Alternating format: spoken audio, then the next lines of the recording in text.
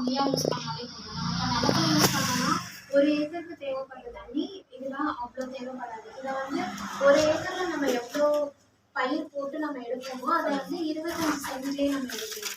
இப்போ நிலத்துல போட்டாலும் ஒரு 10,800 விதைகள் போட்டு அவ்வளோ பிளான்ட் தான் நம்மளால எடுக்க முடியும். ஆனால் இது போட்டோம்னா ஒரு இதுலேயே 40,000 பிளான்ட் அந்த மாதிரி வைக்கலாம்.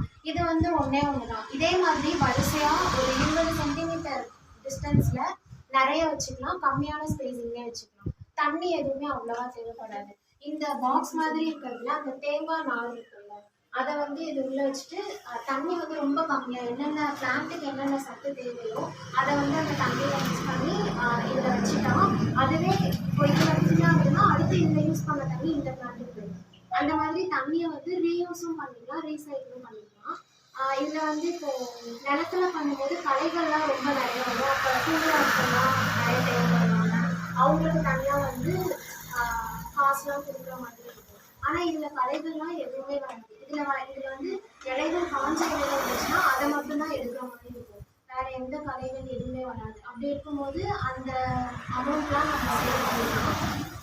அதுக்கப்புறம் வந்து இதில் ஃபர்டிலைசர் அந்த மாதிரிலாம் எதுவுமே யூஸ் பண்ணவே இல்லை.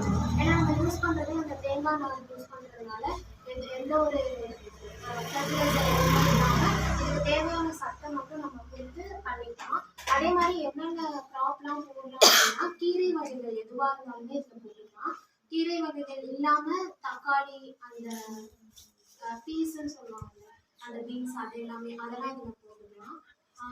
அது இல்லாமல் ஹர்ப்ஸ்ன்னு சொல்லுவாங்க, அந்த ஸ்பினாச் அந்த மாதிரி இருக்கிறது அதெல்லாம் வந்து இங்கே பண்ண மாட்டாங்க. நம்ம வந்து நார்மலாக யூஸ் பண்ணுற அந்த தக்காளி அந்த மாதிரி போட்டுக்கலாம். நார்த் சைட்லாம் வந்து அந்த பீஸா பர்கர் அதுக்கெலாம் யூஸ் பண்ணுற லெட்யூஸ்ன்னு ஒரு இலை யூஸ் பண்ணுவாங்க. அந்த பர்கர்லலாம் யூஸ் பண்ணுற இலை அதெல்லாம் வந்து இது மூலமாக பண்ணும்போது நிறையா ப்ரொடக்ஷன் பண்ணி எடுக்கலாம். இப்போ இது